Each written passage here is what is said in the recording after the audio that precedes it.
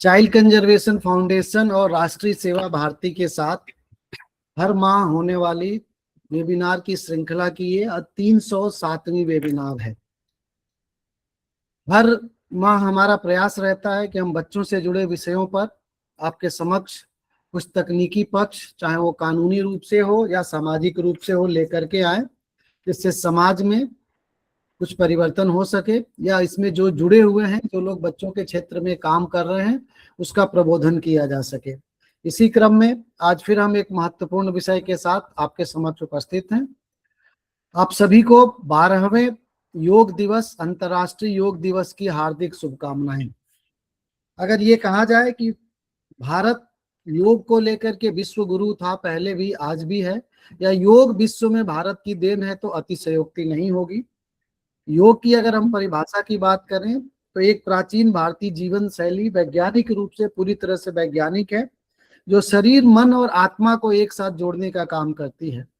शाब्दिक अर्थों में योग मतलब जोड़ना होता है, यानी आत्मा से परमात्मा को जोड़ने वाली क्रिया, या हमको शरीर मन को दोनों को स्वस्थ रखते हुए आध्यात्म की ओर प्रवृत्त करने वाली, अपने भीतर की यात्रा कराने वाली एक क्रिया है, जिसको हम संक्षेप में योग कह सकते हैं। वास्तव में योग क्या है, क्या किस प्रकार ये हमारे जीवन को परिवर्तित कर सकता है और हमारी जीवन शैली को किस तरह से प्रभावित कर सकता है, या इसके क्या लाभ हैं, इन सारे विषयों पर आज विस्तार से हम चर्चा करने वाले हैं। इसका हमारा विषय योग का हमारे जीवन में महत्व या बालकों के जीवन में महत्व, उस पर बातचीत करने के लिए आज हमारे साथ जुड़े हुए हैं श्री जीवन बैरागी जी। आपका बहुत बहुत स्वागत है। ऐसा अपना वीडियो ऑन कर लीजिए। आप diploma in naturopathy and yoga science हैं, इसके साथ ही 2013 से जो अपने आगर मालवा में एक राष्ट्रीय सेवा भारती का एक संस्थान चलता है, उसके आप प्रबंधक हैं। बहुत अच्छे योगाचार्य होने के साथ साथ नेचुरोपैथी में भी भाई साहब का बहुत अच्छा कमांड है, और हमारा परिचय भी लगभग 12-13 साल हो गए। जब हम पहली बार आगर गए थे तब से हम संपर्क में हैं। तो विनम्रता के साथ मैं भाई साहब से निवेदन करता हूं कि आज का विषय हमारे जीवन में योग का महत्व पर अपनी बात रखें। नहीं भाई साहब, कैमरा बंद कर सकते हैं? आप बंद कर लीजिए। जी जी जी। सभी को योग दिवस की पुनः हार्दिक हार्दिक शुभकामनाएं। यह 12वां योग दिवस है, जैसा भाई साहब ने बताया। हमारे देश का प्रारंभ से ही एक सोच है वसुधैव कुटुंबकम। वसुधैव कुटुंबकम अर्थात पूरा विश्व ही हमारा परिवार है। हम पूरे विश्व को एक परिवार मानते हैं, तो परिवार का प्रत्येक सदस्य स्वस्थ होना चाहिए। इस उद्देश्य से हमारे माननीय प्रधानमंत्री जी ने पूरी दुनिया को योग दिवस के रूप में अनुपम उपहार दिया है। योग अर्थात जोड़ना, पूरे विश्व को एक सूत्र में पिरोना, और वो भी केवल अस्वस्थ रूप से नहीं, सबको स्वस्थ रखकर। सबके स्वस्थ होने की कामना कोई नहीं करता है, दुश्मन को स्वस्थ रखने की कोई कामना नहीं करता है, लेकिन हम सबको परिवार मानते हैं, इसलिए हमको सबको स्वस्थ करना है। और स्वस्थ भी कौन सा? 21 जून को योग दिवस क्यों रखा? क्योंकि 21 जून अर्थात सबसे बड़ा दिन, सूर्य सबसे अधिक समय तक पृथ्वी पर रहता है इस दिन, और सूर्य सबसे अधिक देर तक पृथ्वी पर रहता है, मतलब ऊर्जा ज्यादा देर तक हमारे इसमें रहती है। ऊर्जा का प्रतीक योग, योग सबको ऊर्जा प्रदान करता है, इसलिए 21 जून को योग दिवस रखा। अब संपूर्ण विश्व को स्वस्थ बनाना है, तो स्वस्थ कैसा बनाना है? पूर्ण स्वस्थ। अब पूर्ण स्वस्थ की परिभाषा ऋषि सुश्रुत ने हमको कही है कि सम दोष सम अग्नि सम धातु मल क्रिय प्रसन्न आत्म इंद्रिय मन स्वस्थ इत्याभिधीयते। जिसकी तीनों दोष, वात पित्त कफ, तीनों बैलेंस में हो, सम अवस्था में हो, वो व्यक्ति स्वस्थ है। और वात पित्त कफ का बैलेंस कौन बनाता है? योग। जो प्रतिदिन योग करता है उसका वात पित्त और कफ, इनका बैलेंस अपने आप हो जाता है। जब वात का बैलेंस बिगड़ता है तो कमर से नीचे के रोग पैदा होते हैं, और जब पित्त का बैलेंस बिगड़ता है तब पेट के अंदर रोग पैदा होते हैं, और जब कफ बिगड़ता है तो फेफड़ों के रोग, ये सब गले के रोग ये होते हैं। तो इन तीनों को सम अवस्था में करने का कार्य योग करता है। उसके बाद ऋषि सुश्रुत ने कहा समदोष सम अग्नि, हमारे पेट के अंदर एक अग्नि है जिसको हम जठराग्नि कहते हैं, जो भोजन को पचाने का कार्य करती है। यदि वो मंद हो जाए तो भी ठीक नहीं है, और यदि वो बहुत ज्यादा काम करे तो भी ठीक नहीं है। तो इसको सम अवस्था में रखने का कार्य योग करता है। उसके बाद ऋषि सुश्रुत ने कहा है सम धातु, हमारे शरीर के अंदर हम जो भी भोजन करते हैं उससे 7 प्रकार की धातुओं का निर्माण होता है। कौन कौन सी? रस, रक्त, मांस, मेद, मज्जा, अस्थि और शुक्र। ये जो 7 धातु होती है ये भी सम अवस्था में होना चाहिए, इनका बैलेंस होना चाहिए। ये बैलेंस बनाने का कार्य योग करता है। उसके बाद मलह क्रिया, मलह क्रिया मतलब हमारे शरीर के अंदर से मल का निष्कासन ठीक प्रकार से होना चाहिए। अगर शरीर के अंदर मल जमा होने लग गया तो हम रोगी हो जाएंगे। पसीना ठीक प्रकार से आना चाहिए, मल मूत्र का विसर्जन ठीक प्रकार से होना चाहिए, यह कार्य भी योग करता है। फिर अगली पंक्ति में उन्होंने क्या कहा है? प्रसन्न आत्म इंद्रिय मनः। पहली पंक्ति तो केवल शरीर के लिए थी, लेकिन जो दूसरी पंक्ति है वो काय के लिए है? प्रसन्न आत्म इंद्रिय मनः, हमारी आत्मा, इंद्रिया और मन प्रसन्न चित होना चाहिए। आजकल आत्मा, इंद्रिया और मन प्रसन्न किसी की नहीं है, वो दूसरों के सुख से ही दुखी है। कि हमारा पड़ोसी क्यों सुखी है, वो इसलिए दुखी हो रहा है। तो दूसरों के सुख में सुखी होना और दूसरों के दुख में दुखी होना हमें योग सिखाता है। इसलिए जो ऋषि सुश्रुत ने कहा है उस परिभाषा के अंतर्गत अगर हमें स्वस्थ होना है तो प्रतिदिन योग करना पड़ेगा। केवल एक दिन से नहीं होगा, प्रतिदिन दिनचर्या में योग जोड़ना पड़ेगा। क्योंकि गीता के दूसरे अध्याय में भगवान ने कहा है योगः कर्मसु कौशलम, योग कर्म में कुशलता लाता है। हम जो भी काम करते हैं, छोटे से लेकर के बड़ा काम, वो उस कर्म में कुशलता लाने का काम योग करता है। अगर हम प्रतिदिन योग करेंगे तो हमारे काम अपने आप कुशलता पूर्वक होंगे। जैसे हमको दरी बिछाने का काम भी दिया है तो वो एक व्यवस्थित तरीके से बिछाएगी, उसमें किसी प्रकार के सुल नहीं आएंगे। फिर आगे गीता के दूसरे अध्याय में ही कहा है कि समत्वम योग उच्यते, दुख और सुख दोनों में समान अवस्था में रहना है। व्यक्ति दुख में भी घबरा जाता है और सुख में भी ज्यादा उसको अभिमान आ जाता है। इन दोनों में समअवस्था में रहने का कार्य योग सिखाता है, ये बहुत बड़ी बात है। इसलिए हमको समअवस्था में रहना चाहिए। समत्वम योग उच्यते। फिर ऋषि पतंजलि ने भी योग की परिभाषा दी है। उन्होंने कहा है योगश्चित्त वृत्ति निरोध। ये जो चित्त है ये गलत काम में ज्यादा भागता है, सही काम में इसको मजा नहीं आता है, गलत काम में तुरंत सीख जाता है। तो योग क्या काम करता है? हमारी चित्त को सही दिशा में लाने का कार्य करता है। वर्तमान समय में तो मानसिक बीमारियां बहुत बढ़ रही है। तो शरीर के लिए तो बहुत सारी समस्या, बहुत सारे हैं इलाज के तरीके, लेकिन मन का कोई इलाज का है ही नहीं। मन के लिए कोई दवाई नहीं बनी, वो नींद आने की गोलियां देते हैं बस। लेकिन जो योग है वो शरीर और मन दोनों के लिए। दूसरा लाभ क्या है? श्वास को गहरी लंबी करता है योग। श्वास ही हमारा प्राण है। हम मर जाते हैं तो कैसे पता चलता है कि मर गया है? कोई भी व्यक्ति मर जाता है तो उसको श्वास नहीं आती है। तो श्वास ही प्राण है, और ये प्राण कैसा होना चाहिए? लंबा और गहरा। उसको बोलते हैं प्राणायाम।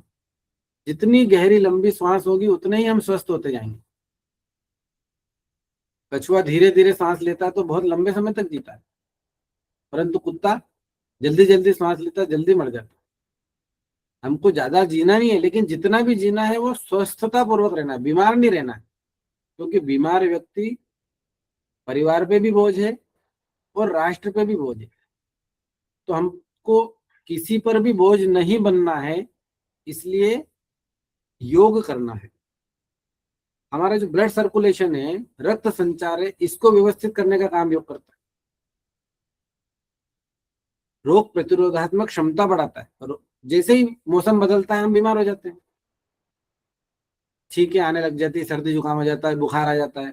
तो जैसे ही मौसम बदलेगा हम बीमार नहीं होंगे, इसकी गारंटी है योग। प्रतिदिन योग करेंगे तो आप बीमार होंगे ही नहीं मौसम बदलने पर, क्योंकि रोग प्रतिरोधात्मक क्षमता बढ़ाएगा, हमारा इम्यूनिटी पावर बढ़ाता है। बीमारी को जड़ से खत्म करने में सक्षम है योग। जैसे किसी व्यक्ति को शुगर हो गई और वो डॉक्टर के पास जाता है तो डॉक्टर उसको क्या कहता है, गोली खाओ। तो व्यक्ति पूछता है कि इससे क्या शुगर ठीक हो जाएगी? क्योंकि ठीक नहीं होगी, खत्म नहीं होगी, हाँ मेंटेन रहेगी। तो उसने बोला ठीक है चलो मेंटेन रहेगी।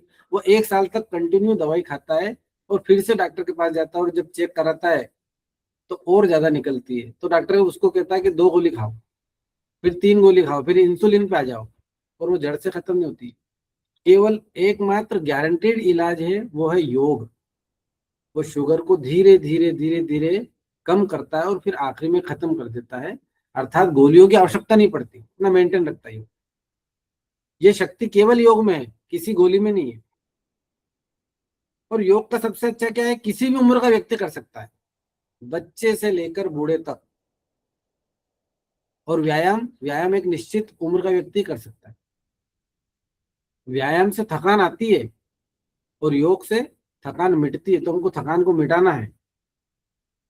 महिला हो चाहे पुरुष हो, कोई भी व्यक्ति कर सकता है। और योग करने के लिए किसी घर बार छोड़ने की जरूरत नहीं है। साधु सन्यासी को काम नहीं है कि योग करे हो, ये सबके लिए है। गृहस्थ के लिए तो विशेष है ये। नर से नारायण बनने की क्षमता योग में है। और क्या करता है योग, शरीर को लचीला और मुलायम बनाता है। बच्चों का शरीर धीरे धीरे कड़क होने लगता है, वो झुकता नहीं है। तो रीढ़ की हड्डी जितनी लचीली और मुलायम रहेगी उतना ही अच्छा है। तो यह शरीर को लचीला भी बनाता है और मुलायम भी बनाता है। योग में क्या आता है, हम जब आसन करते हैं तो उसमें खिंचाव आता है, अंगों में खिंचाव आता है। खिंचाव युक्त, तनाव मुक्त। हमारा जितना खिंचाव आएगा शरीर में उतना ही हम तनाव से मुक्त होते जाएंगे। दिन भर एनर्जी बनी रहती है। आप सुबह एक बार योग कर लो 1 घंटा, तो आप दिन भर एनर्जी में रहेंगे। यह अनुभव केवल योग करने वाला ही कर सकता है। जिसने आज योग किया वो जानते हो कि आज दिन भर एनर्जी है आप। जिसने भी आज योग किया वो समझ जाएंगे इस बात को कि दिन भर एनर्जी बनी हुई है। और यदि हम योग के अंदर जाते हैं, योग को और गहराई से समझते हैं, तो योग केवल यह शरीर का ये प्रकटीकरण, केवल आसन प्राणायाम भी योग नहीं है। योग बहुत गहरा है। पतंजलि ने अष्टांग योग का वर्णन हमारे यहाँ किया है। अष्टांग योग में यम, नियम, आसन, प्राणायाम, प्रत्याहार, धारणा, ध्यान और समाधि। समाधि तक पहुंचने की क्षमता योग में है। यम, यम के 5 अंग है। बिना यम नियम किए यदि हम आसन में चले जाएंगे सीधे, तो आसन में मन ही नहीं लगेगा। यम और नियम मन के लिए है, शरीर के लिए है। बिना यम नियम किए हम सीधे आसन में चले गए 3 नंबर पर, तो आसन में मन ही नहीं लगेगा, कर ही नहीं पाएगा व्यक्ति। इसलिए यम नियम होना बहुत जरूरी है। तो यम के भी 5 अंग है, वो है सत्य, अहिंसा, अस्तेय, अपरिग्रह और ब्रह्मचर्य। सत्य मतलब क्या, हमेशा सत्य बोलना। सत्य का सबसे अच्छा फायदा क्या है, उसको याद रखने की जरूरत नहीं है, कहो और भूल जाओ। लेकिन यदि हमने एक झूठ बोल दिया तो उसको छुपाने के लिए 100 झूठ बोलने पड़ेंगे। और टेंशन किसको होगा, जो बोला उसी को टेंशन होगा। और जब टेंशन बढ़ता है तो बीमारियां बढ़ती ही जाती है। इसलिए तनाव मुक्त रहना है तो सत्य बोलो। लेकिन सत्य ऐसा नहीं, खरा खट नहीं बोलना है। ये काने को काना नहीं कहना है, तो नयन सुख कहना, उसको बुरा नहीं लगना चाहिए कि हम तो खरे खट्टे, हम तो जिसको जैसा जैसा कह देते हैं। खरा नहीं बोलना है, हमको सत्य बोलना है। सत्यम वदम प्रियम वदम, प्रिय बोलना है। फिर दूसरा है अहिंसा।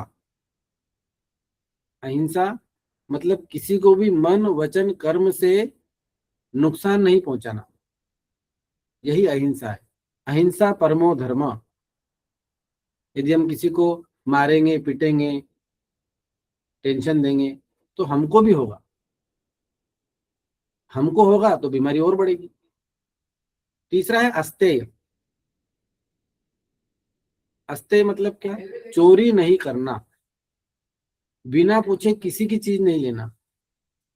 ये सब मन के लिए है। यदि हम चोरी करेंगे तो टेंशन उसी को होगा जो करेगा। इसलिए बिना पूछे किसी की चीज नहीं लेना। अपरिग्रह, चौथा है अपरिग्रह। अपरिग्रह मतलब संग्रह नहीं करना। हम घर में अटाला भरते रहते हैं, दिमाग में भी अटला भरते रहते हैं, उसने मुझे ये कह दिया था, उसने मुझे वो कह दिया था। इसलिए किसी ज्यादा चीजों का संग्रह नहीं करना है। अपरिग्रह मतलब संग्रह नहीं करना, क्योंकि संग्रह भी दुख का कारण ही है। और पांचवा है ब्रह्मचर्य। ब्रह्मचर्य मतलब इंद्रियों का संयम करना। इंद्रियां यदि संयमित रहेगी तो बुरे कार्य में मन ही नहीं लगेगा। इसलिए हमारी इंद्रियों को संयमित करना है, इंद्रियों को वश में रखना है, इंद्रियों का स्वामी बनना है, उसका गुलाम नहीं बनना है। वो गलत काम में ज्यादा भागती है, उसको अच्छे कामों में लाने का प्रयास करना ही ब्रह्मचर्य है। तो ये यम हुआ। इतनी सारी चीजें हम कर लेंगे तब हम नियम में आएंगे। अब नियम क्या है? सबसे पहला नियम में है, नियम के भी पांच है: शौच, संतोष, तप, स्वाध्याय और ईश्वर प्रणिधान। शौच मतलब क्या? शुद्धि, शरीर की अंदर से भी शुद्धि और बाहर से भी शुद्धि। जैसा अंदर वैसा ही बाहर होना चाहिए। अंदर कुछ सोच रहे हैं और बाहर अलग, बहुला भगत बन रहे हैं, अच्छे कपड़े पहन के बैठे हैं, का मतलब ये नहीं कि हम अंदर से भी सही हैं। तो अंदर से भी सही रहना है और बाहर से भी सही रहना है। शरीर भी एकदम स्वच्छ रहना चाहिए, मन भी स्वच्छ होना चाहिए। यह शौच। दूसरा है संतोष। संतोष मतलब संतोषी सदा सुखी। हमारे यहाँ कहते नहीं क्या, संतोषी हमेशा सुखी रहता है। इसलिए भगवान ने जितना दिया है उसमें खुश रहना। इसका मतलब ये नहीं कि मेहनत करना छोड़ देना, मेहनत करना है, लेकिन संतोष करना पड़ेगा, नहीं तो 99 के फेर में पड़ जाएंगे, वो पूरे होते नहीं सो। इसलिए ज्यादा धन के पीछे नहीं भागना, संतोषी सदा सुखी, संतोष रखना। तीसरा है तप। तप मतलब होता है कठिन परिश्रम। अब कठिन परिश्रम मतलब कोई हमको हल गेती नहीं चलाना है। तप मतलब छोटी छोटी चीजें, जैसे चबा चबा के खाना, ये भी तप है। रोज योग करना, ये भी तप है। रोज जल्दी उठना, ये भी तप है। अलार्म बजेगी तो हमको बुरी लगेगी, वो हम बंद करके फिर से सो जाएंगे, परंतु वो अलार्म बजते ही हम, ये भी तप है। इसलिए तप मतलब कठिन परिश्रम। बिना कठिन परिश्रम के कोई भी व्यक्ति सफल नहीं हुआ है। यदि हमको सफल बनना है तो तप करना पड़ेगा। तप मतलब कठिन परिश्रम। चौथा है स्वाध्याय। स्वाध्याय मतलब, अब स्वाध्याय का अर्थ लोग समझते हैं कि बहुत सारी अध्ययन करना। दो शब्दों से मिलकर बना है स्वाध्याय, स्व धन अध्यय। स्वयं का अध्ययन करना। हम हमेशा दूसरों का अध्ययन करते रहते हैं, उसने ये कर दिया, उसने वो कर दिया, उसने ये नहीं किया, उसने वो नहीं किया, उसमें ये कमी है, उसमें ये वो है। हम क्या कर रहे हैं हमको नहीं देखते, हमको स्वयं को देखना है। मुझ में क्या क्या बुराई है, मुझ में क्या क्या कमी है, उसको मैं कैसे ठीक कर सकता हूँ, इस पर ध्यान ले जाना। क्योंकि जब तक हम नहीं सुधरेंगे दूसरे को नहीं सुधार सकते। हम दुनिया को सुधारने चले हैं लेकिन स्वयं तो कुछ नहीं करते। हम सुधरेंगे, युग सुधरेगा। इसलिए स्वाध्याय का मतलब होता है स्वयं का अध्ययन करना, स्वयं की कमियों को दूर करना। और नियम का पांचवा अंग है ईश्वर प्राणिधान। मतलब हम जो भी काम करेंगे वो ईश्वर को समर्पित करके करेंगे। इससे हमको घमंड नहीं आएगा कि मैंने किया, मैंने ये मंदिर बना दिया, मैंने वो बिल्डिंग बना दी, मैंने इतने पैसे कमा लिए। आपने कुछ नहीं किया है। हे भगवान, ये तुम्हारे ही आशीर्वाद से काम हुआ है और ये तुमको समर्पित है।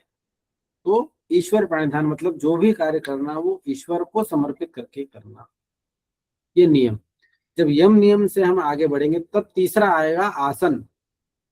आसन 84 प्रकार के हैं, लेकिन सबसे क्या है, आसानी से हो जाए वही आसन। जोर जबरदस्ती नहीं करना है, जो आसानी से हो जाए वही आसन है। स्थिरम चिरम सुखम आसनम। स्थिर अवस्था में देर तक सुख पूर्वक बैठना, यही आसन है। अब ये धीरे धीरे होता है, ये एक दिन में नहीं होता है। इसके लिए प्रयास करना पड़ता है, रोज करना पड़ता है। अब आसनों से क्या लाभ है? हमने वज्रासन का नाम सुना होगा। एक आसन का नाम मतलब वज्रासन। हम पैर मोड़ के बैठते हैं, कहते हैं कि भोजन के बाद भी इस आसन को कर सकते हैं, इससे भोजन अच्छे से पचता है। ऋषि दधीची का हमने सबने नाम सुना है, वो वज्रासन में बैठते थे। वज्रासन में बैठने से उनकी हड्डियां वज्र के समान हो गई, जो राक्षसों के विनाश में काम है। मतलब हड्डियां कितनी मजबूत हो जाती है वज्रासन करने से। गोस्वामी तुलसीदास, उन्होंने गोमुखासन किया तो वो गोस्वामी हो गए, इंद्रियों के स्वामी हो गए। वीरासन, भगवान हनुमान जी ने वीरासन में बैठते हैं, तो ज्ञान और गुण के सागर हो गए। तो आसनों से बहुत लाभ है, परंतु हमको सब नहीं करना है। जो हमारे शरीर के लिए आवश्यक है, जो आसानी से हो जाए, उसको करें। एक स्वयं का एक पैकेज बनाए कि मुझे कौन कौन से करना है, बैठे के आसन, खड़े के आसन, लेटे के आसन।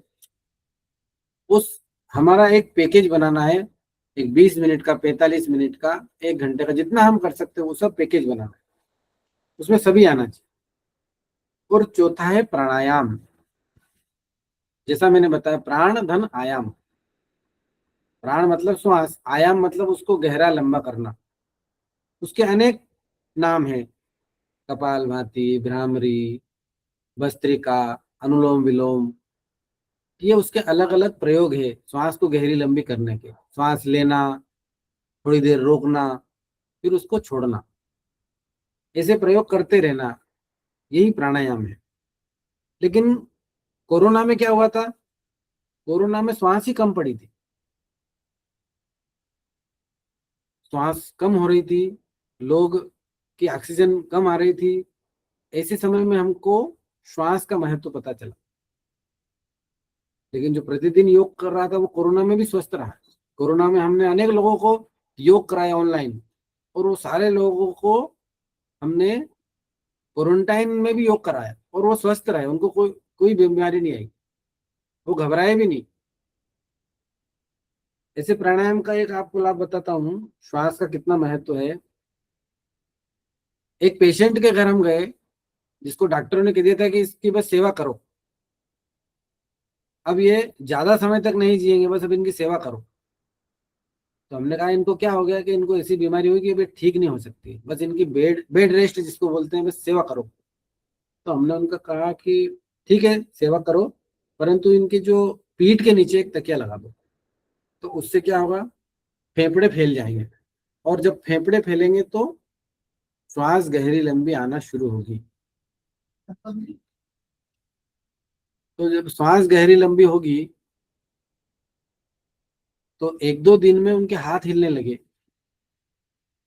1 सप्ताह बाद उनके पैर हिलने लगे। धीरे धीरे करके वो पूर्ण स्वस्थ हो गई। जिसको डॉक्टर ने कह दिया था कि इनकी सेवा करो, वो आज भी जिंदा है। ये श्वास का महत्व है, ये प्राणायाम का महत्व है। वास्तव में प्राणायाम में लोग बोर हो जाते हैं कि प्राणायाम बस कैसे करना, लेकिन प्राणायाम से जो लाभ है वो किसी से नहीं है। मन से, शरीर से जो भी दुखी हैं उन्हें प्राणायाम करना ही चाहिए, लेकिन जल्दी जल्दी नहीं। जितनी प्रेम से करेंगे, जितनी आराम आराम से करेंगे, तभी लाभ मिलेगा। जल्दबाजी में कोई लाभ नहीं है। मन को प्रसन्न रखना है, शरीर को स्वस्थ रखना है, तो आराम आराम से करना, यह हमारा प्राणायाम। उसके बाद अगला है, पांचवा है प्रत्याहार। योग का पांचवा अंग प्रत्याहार। प्रत्याहार मतलब इंद्रियों के विमुख कार्य करना, इंद्रियों का गुलाम नहीं बनना। यदि हम इंद्रियों के गुलाम बन जाएंगे तो इंद्रियां तो हमको गलत कार्यों की तरफ ले जाएगी। तो हमको अच्छे कार्य की ओर उनको लाना, उनका स्वामी बनना है, वो हमारे वश में होना चाहिए। तो ये प्रत्याहार। छठा है धारणा। धारणा मतलब किसी भी एक चीज की धारणा बनाना। या तो हम श्वास पर धारणा बना सकते हैं, या किसी भगवान की मूर्ति पर ध्यान केंद्रित कर सकते हैं, या किसी एक ओम पर बिंदु पर ध्यान केंद्रित कर सकते हैं। उसको धारणा बनाना कहते हैं, उसको बोलते हैं धारणा। और जब धारणा हमने किसी भी चीज की बनाई, उस पर वह केंद्रित हो गई, तो उसको बोलते हैं ध्यान। जैसे श्वास पर हमने ध्यान केंद्रित करा, और जब हमारे को श्वास पर ध्यान केंद्रित हो गया, भगवान की मूर्ति पर ध्यान केंद्रित किया, भगवान पर ध्यान केंद्रित हो गया, तो वो हो जाएगा ध्यान। और ध्यान इतना केंद्रित हो गया कि हम स्वयं को भी भूल गए और उस मूर्ति के अंदर समाहित हो गए। इतना ध्यान, स्वयं को भूल जाना, जब इतना ध्यान हो जाता है तो उसे बोलते हैं समाधि। मतलब नर से नारायण बनने की क्षमता योग में है।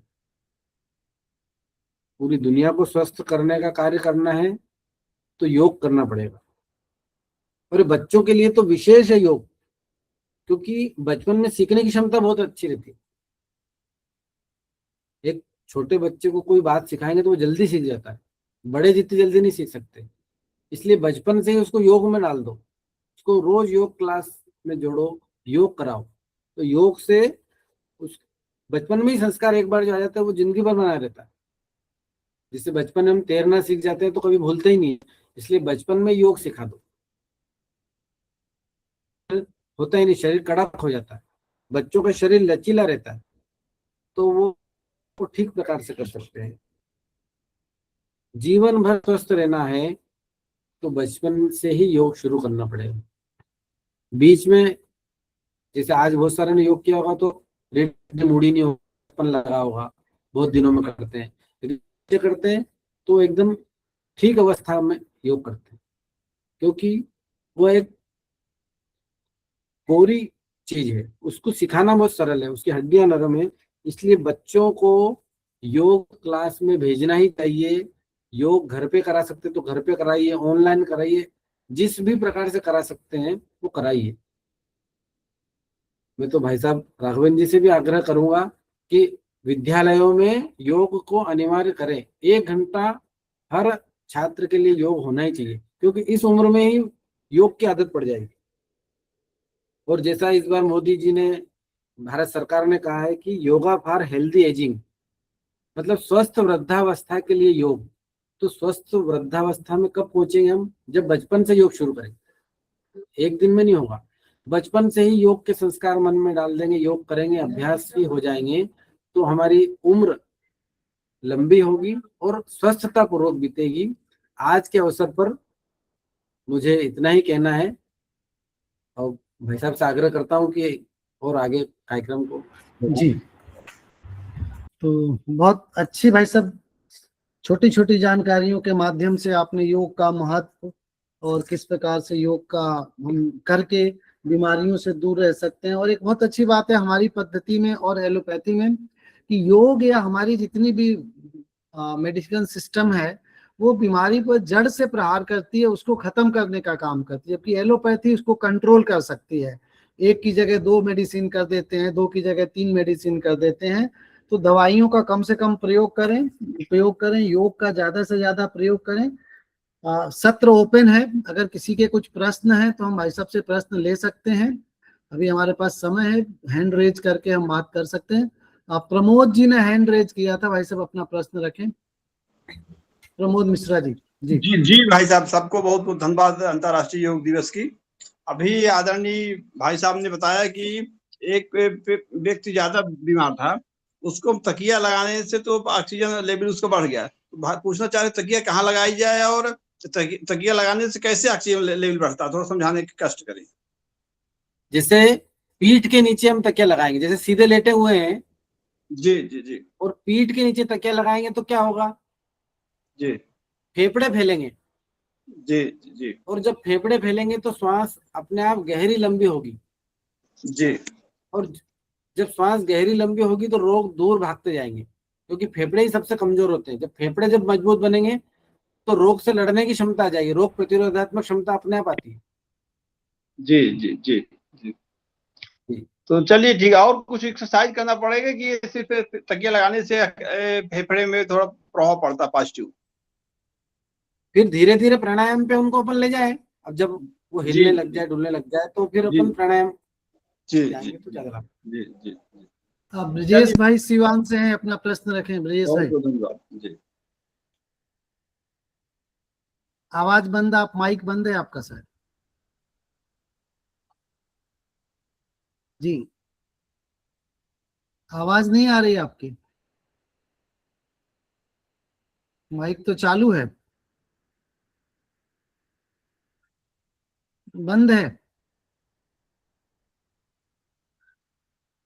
आवाज नहीं आ रही। नहीं है। आप एक बार डिस्कनेक्ट करके जुड़ जाइए, तब तक मैं लक्ष्मण सर का प्रश्न ले लेता हूँ। जी लक्ष्मण सर त्रिपुरा से जुड़े हुए हैं भाई साहब। लक्ष्मण सर अपना प्रश्न करें।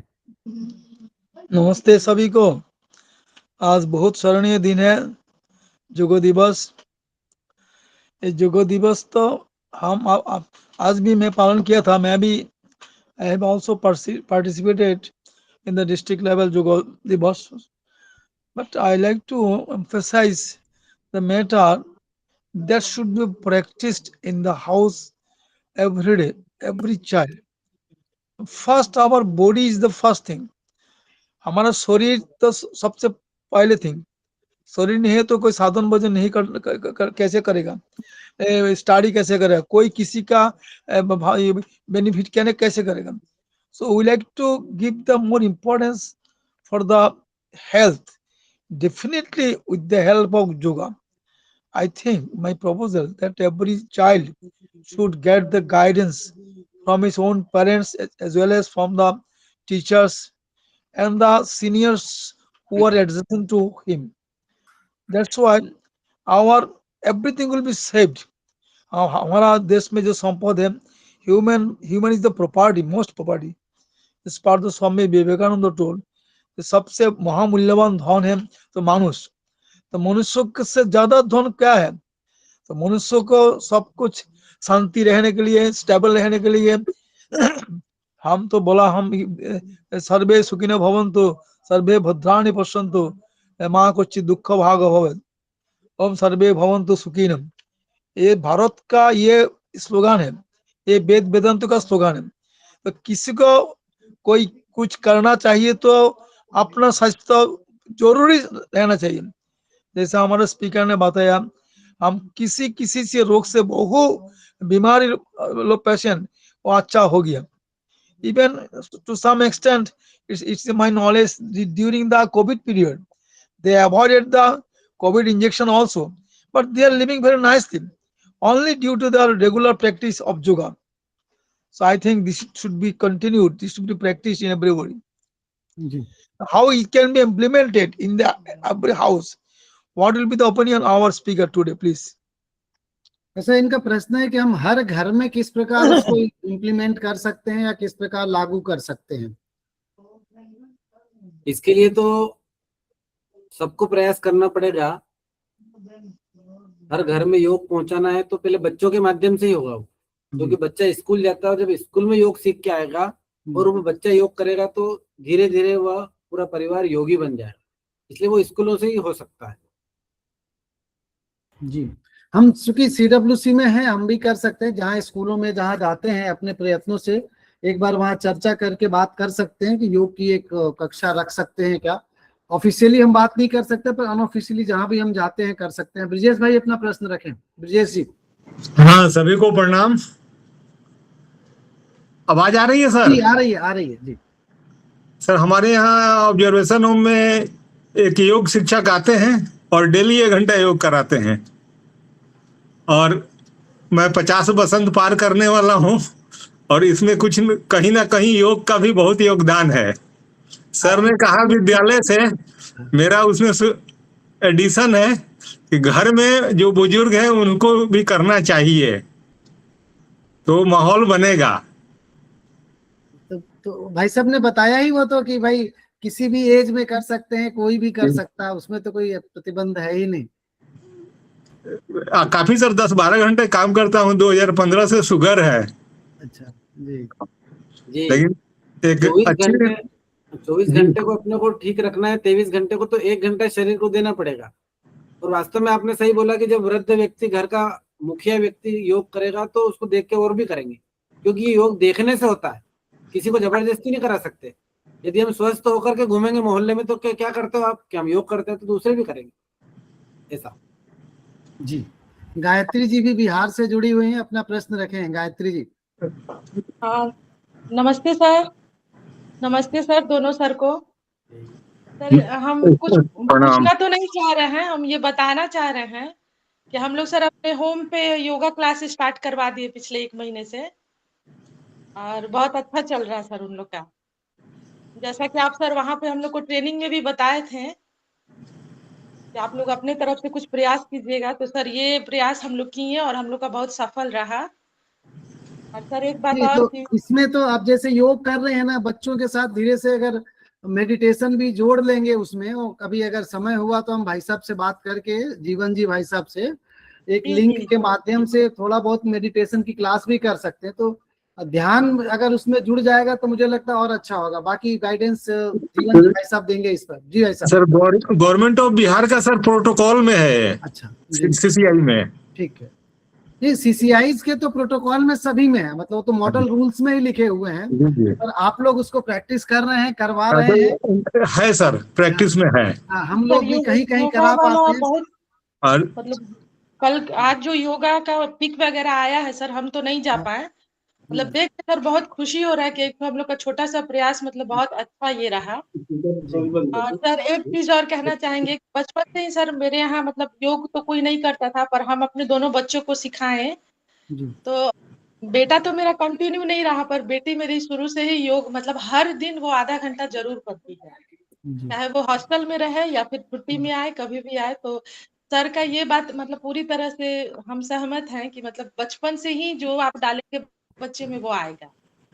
तो कोशिश यही करना चाहिए सर कि बचपन से ही बच्चों को योगा वगैरह हम सिखाएं। जी। बाकी सर बहुत अच्छा जानकारी दिए सर, जुड़ के मतलब आज बहुत ही अच्छा लग रहा है एकदम। Thank you sir. और किसी के प्रश्न है कोई? जी,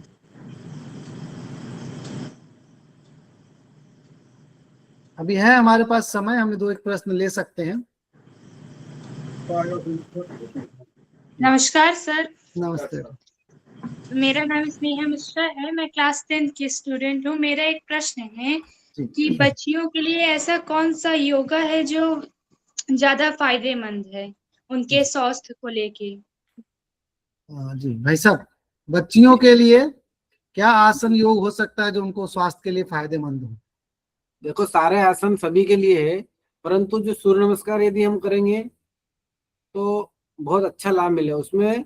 संपूर्ण शरीर का व्यायाम हो जाता है सूर्य नमस्कार से। तो सूर्य नमस्कार अच्छे से करें, और सारे ही आसन सबके लिए है।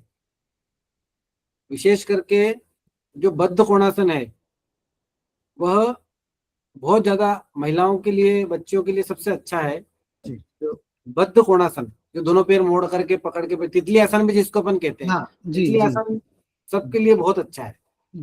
भाई साहब, अगर इस तरह के कुछ छोटे आसन मतलब 5-7 जो आप कोई पिक्टोग्राम के माध्यम से कुछ मटेरियल हो, आप हमको भेज सकते हैं तो हम ग्रुप में डाल देंगे सबके फायदे के लिए, कि ये बेसिक आसन है जो अपने मन से कर सकते हैं। अगर बिल्कुल कुछ हो बिल्कुल, आपके मैं पास। सूची भेज दूंगा एक पूरी। जी जी, ठीक है। ठीक है, ठीक है। ठीक है, और किसी के प्रश्न हैं? चलिए, तो बहुत बहुत धन्यवाद भाई साहब, जीवन जी भाई साहब, जो आपने हमारे आग्रह पर अपना समय दिया। क्योंकि मैं समझ सकता हूँ कि ये आपका वहां पर भी समय रहता है, शाम का संध्या वंदन का समय रहता है, उसके बावजूद आपने समय दिया। और देश भर से, बिहार से, छत्तीसगढ़ से, मैं देख रहा हूँ त्रिपुरा से, असम से, हरियाणा से, मध्य प्रदेश से, बहुत नोएडा से रंजना जी जुड़ी हुई हैं, उत्तर प्रदेश से, तो भिन्न भिन्न राज्यों से लोग जुड़े रहे। आप सभी को एक बार पुनः योग दिवस की शुभकामनाएं। अगले सप्ताह पुनः हम इसी से मिलता जुलता एक विषय है पर्यावरण, क्योंकि 5 तारीख को पर्यावरण दिवस था और मैं कहीं ट्रेवल कर रहा था, उस दिन मिस हो गया। तो अब हम पर्यावरण को लेकर के हमारे क्या इसमें रिस्पॉन्सिबिलिटी हो सकती है, हम क्या कंट्रीब्यूट कर सकते हैं, उसको लेकर के एक हम चर्चा करने वाले। वैसे भी इस समय हमारे पंच परिवर्तन में संघ के पर्यावरण एक ऐसा विषय है जो हम सभी को ध्यान रखना चाहिए आने वाली पीढ़ियों के लिए। तो पर्यावरण से संबंधित विषय लेके आपके समक्ष उपस्थित होंगे। आप सभी को बहुत बहुत धन्यवाद। जय Shri Ram. Thank you sir.